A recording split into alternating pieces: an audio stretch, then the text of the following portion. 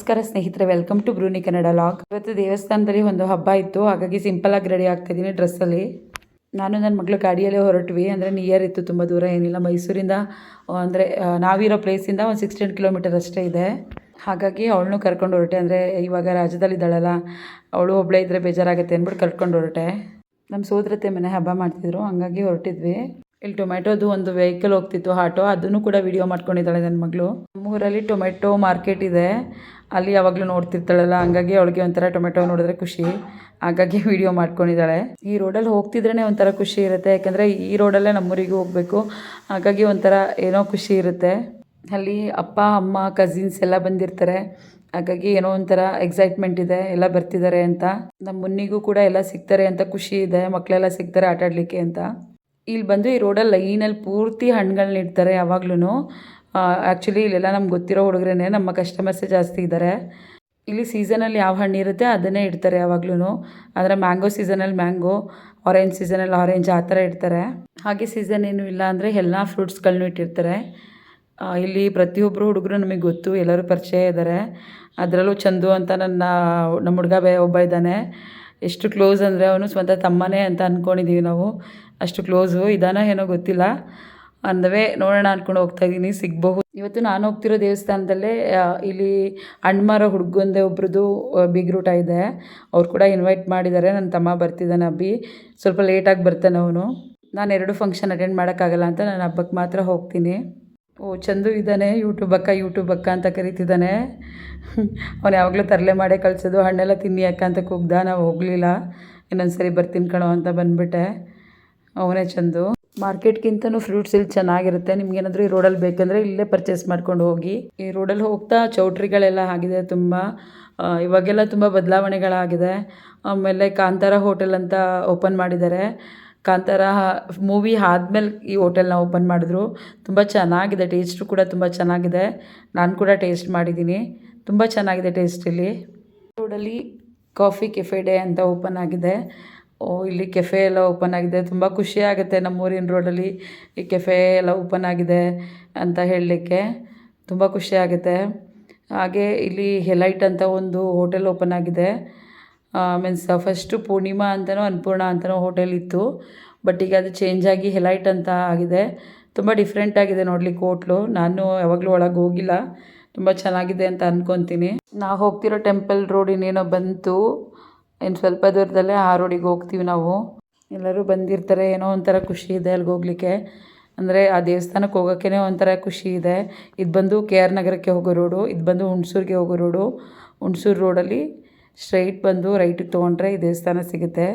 ಯಾವ ದೇವಸ್ಥಾನ ಅಂತ ಹೇಳ್ತೀನಿ, ಹಾಗೂ ಕ್ಯಾಪ್ಷನಲ್ಲಿ ಹಾಕಿದ್ದೀನಿ, ನಿಮ್ಗೆ ಆಲ್ರೆಡಿ ಗೊತ್ತಿರುತ್ತೆ ಯಾವ ದೇವಸ್ಥಾನ ಅಂತ. ಈ ದೇವಸ್ಥಾನ ಬಂದು ಬಿಳಿಕೆರೆಗೆ ನಿಯರ್ ಇದೆ, ಹಾಗಾಗಿ ಬಿಳಿಕೆರೆಯಿಂದ ಬಸ್ಸಲ್ಲಿ ಬರೋರೆಲ್ಲ ಬಿಳಿಕೆರೆಯಿಂದ ಆಟೋದಲ್ಲಿ ಬರ್ಬೋದು.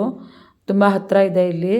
ಇದೊಂದು ಪ್ರಸಿದ್ಧವಾದ ದೇವಸ್ಥಾನ ಅಂತಲೇ ಹೇಳ್ಬೋದು, ಏಕೆಂದರೆ ತುಂಬ ಜನಕ್ಕೆ ಏನಾದರೂ ಅಂದ್ಕೊಂಡು ಇಲ್ಲಿ ಹರಕೆ ಕಟ್ಟರೆ ಆ ಕೆಲಸ ಆಗತ್ತೆ ಅನ್ನೋ ನಂಬಿಕೆ ಇದೆ. ನನಗೂ ಕೂಡ ಇದೆ. ತುಂಬ ಒಳ್ಳೆ ದೇವಸ್ಥಾನ ಇದು. ಅಮ್ಮನ ಹತ್ರ ನಾವು ಪಾಸಿಟಿವ್ ಆಗಿ ಏನಾದರೂ ಕೇಳಿದ್ರೆ ಅದನ್ನು ನೆರವೇರಿಸ್ತಾಳೆ ಅನ್ನೋ ನಂಬಿಕೆ ಇದೆ. ತುಂಬ ಒಳ್ಳೆ ಕೆಲಸಗಳೆಲ್ಲ ಆಗುತ್ತೆ ಇಲ್ಲಿ. ಬಂದು ಇಯರ್ಲಿ ಒನ್ಸು ಜಾತ್ರೆ ಆಗುತ್ತೆ. ಇಲ್ಲಿ ಸುತ್ತಮುತ್ತ ಊರಿನವರೆಲ್ಲ 3 ಡೇಸ್ ಹಬ್ಬ ಎಲ್ಲ ಮಾಡಿ ಜಾತ್ರೆ ಮಾಡ್ತಾರೆ. ಇಲ್ಲಿ ತುಂಬ ಚೆನ್ನಾಗಿರುತ್ತೆ ಆ ಟೈಮಲ್ಲೆಲ್ಲ ನೋಡಲಿಕ್ಕೆ. ಮತ್ತು ಇಲ್ಲಿ ಮಂಗಳವಾರ, ಶುಕ್ರವಾರ, ಭಾನುವಾರ ಯಾವಾಗಲೂ ಫಂಕ್ಷನ್ಸ್ ಕೂಡ ನಡೀತಾ ಇರುತ್ತೆ. ಫಂಕ್ಷನ್ ಎಲ್ಲ ಇಲ್ಲೇ ಮಾಡ್ತಾರೆ. ಅಂದರೆ ಬರ್ಡೇ ಇರ್ಬೋದು, ನಾಮಕರಣ ಇರ್ಬೋದು, ಹಾಗೆ ಬೀಗ್ರೂಟ ಇರ್ಬೋದು, ಈ ಥರದ್ದೆಲ್ಲ ಇಲ್ಲಿ ಮಾಡ್ತಾರೆ. ಅಂದರೆ ಹರಕೆ ಕಟ್ಕೊಂಡಿರ್ತಾರೆ, ಅಥವಾ ಮಾಡಲೇಬೇಕು, ಮಾಡಿದ್ರೆ ಇಲ್ಲೇ ಚೆನ್ನಾಗಿರುತ್ತೆ ಅಂತಲೂ ಮಾಡೋರು ಇರ್ತಾರೆ. ಹೊಸ್ಲು ಮಾರಮ್ಮ ಬಂದು ತುಂಬ ಶಕ್ತಿ ದೇವತೆ. ಅಂದರೆ ಎಷ್ಟು ತುಂಬ ಆಗೋದೇ ಇಲ್ಲ ಅನ್ನೋ ಕೆಲಸಗಳು ಕೂಡ ಇಲ್ಲಿ ಆಗುತ್ತೆ, ಇಲ್ಲಿ ಹರಕೆ ಕಟ್ಕೊಂಡು ಹೋದರೆ. ಆಗ ಇಯರ್ಲಿ ಒನ್ಸ್ ಮಾತ್ರ ಜಾತ್ರೆ ಇರ್ತಿತ್ತು.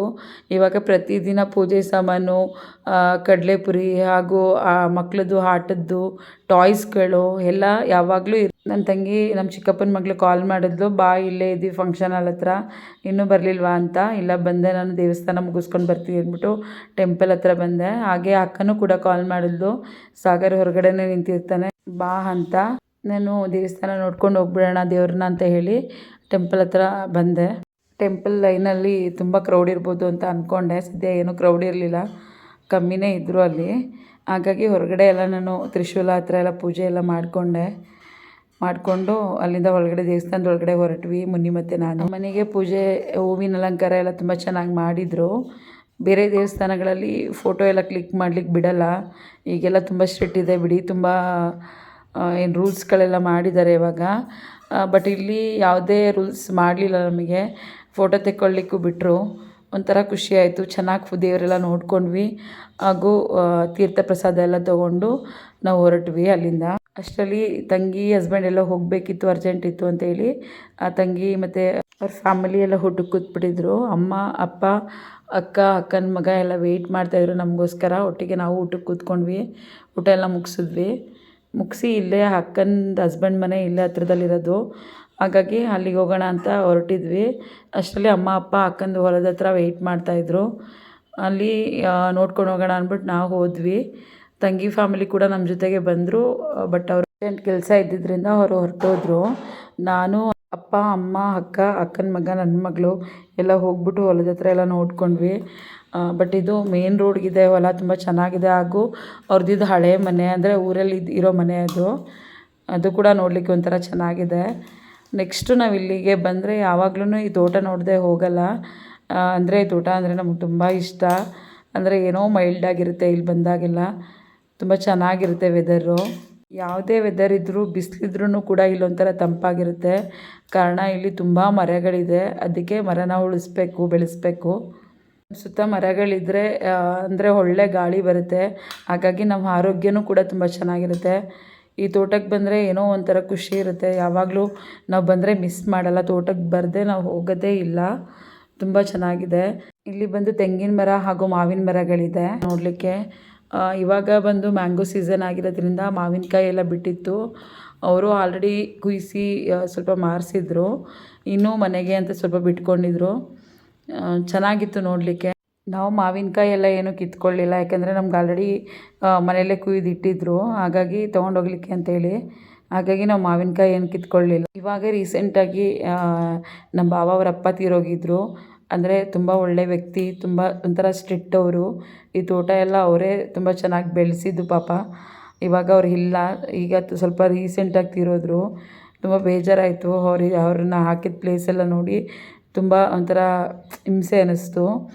ಅಕ್ಕ ಕೂಡ ಅಲ್ಲಿಗೆಲ್ಲ ನಮಸ್ಕಾರ ಮಾಡಿಕೊಂಡು ಇದನ್ನೆಲ್ಲ ನೋಡಿಕೊಂಡು ಮರಗಳದ್ದು ಎಲ್ಲ ವೀಡಿಯೋ ಮಾಡ್ಕೊತಾ ಇದ್ದೆ ನಾನು. ನಮ್ಮಕ್ಕ ಮಾತ್ರ ಎಲ್ಲ ಮರದಲ್ಲೂ ಏನೇನು ಆಗಿದೆ, ಹಣ್ಣುಗಳು ಎಷ್ಟು ಬಿಟ್ಟಿದೆ, ತೆಂಗಿನಕಾಯಿ ಎಷ್ಟು ಬಿಟ್ಟಿದೆ ಎಲ್ಲನೂ ಅಬ್ಸರ್ವ್ ಮಾಡ್ತಾಯಿದ್ಲು. ಅವಳು ತುಂಬ ಕೇರಿಂಗು, ತೋಟ ಗದ್ದೆ ಇದೆಲ್ಲ ತುಂಬ ಕೇರಿಂಗ್ ಅವಳು. ನಮ್ಮ ಅಪ್ಪನ ಮನೇಲೂ ಕೂಡ ಅಷ್ಟೇ, ಸಖತ್ತು ಕೇರ್ ಮಾಡ್ತಾಳೆ. ಅಮ್ಮ ಅಪ್ಪ ಡೈಲಿ ಏನೇನು ಮಾಡ್ತಾರೆ ಪ್ರತಿಯೊಂದು ಅವಳಿಗೆ ಡೈಲಿ ಅಪ್ಡೇಟ್ ಬೇಕು.